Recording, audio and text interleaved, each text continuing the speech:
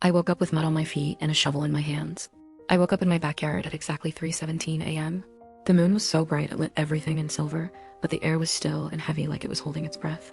My bare feet were caked in wet mud, and I was gripping a shovel so tight my hands ached. My pajamas were damp, clinging to my skin, and my breath came in sharp, uneven bursts.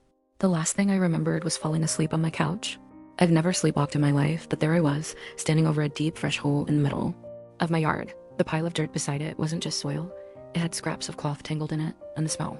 It was sharp, metallic, and sour, like blood left out in the sun. Before I moved here, my life was already stained by darkness. My husband had been a drug dealer. When the cops finally caught him, there was a fight. He went for his gun, and they shot him right there in the street. After that, I left California, determined to escape the chaos and start fresh somewhere no one knew my name. But lately, things have been happening. Things that make me think the darkness followed me. I dropped the shovel and ran inside, locking the doors and windows. Muddy footprints smeared across my kitchen floor. When I bent down to wash my feet, I noticed black, crusty bits lodged under my toenails. It wasn't just dirt. There was something darker, almost tar-like, mixed with tiny white fragments. The next morning, the hole was gone. The dirt was perfectly level, smooth like a gardener had spent hours on it. My shovel was leaning neatly against the shed, spotless.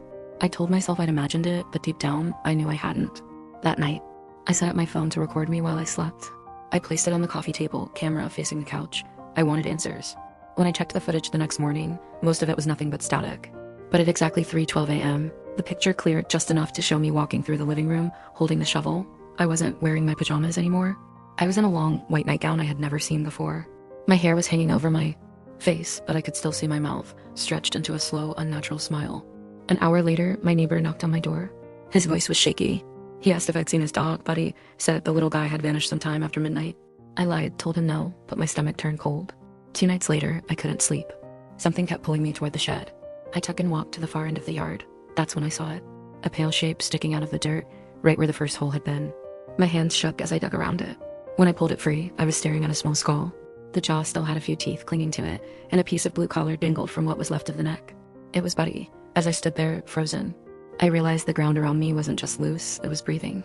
The soil shifted under my feet, like something was moving beneath it. I dropped the skull and ran inside. I wanted to call the police, but what would I say? That I might have buried my neighbor's dog in my sleep? That the ground in my backyard was alive? I never showed anyone the video, I never told anyone about the skull, but sometimes at night, I hear scratching sounds under the floorboards, and sometimes, when I wake up my nightgown is damp with mud again, I think my husband's death didn't end the darkness. I think he brought something with him when he died. Something that's still here, using my hands to bury whatever it wants. And last night when I woke up by the shed, I wasn't holding a dog's skull. It was human.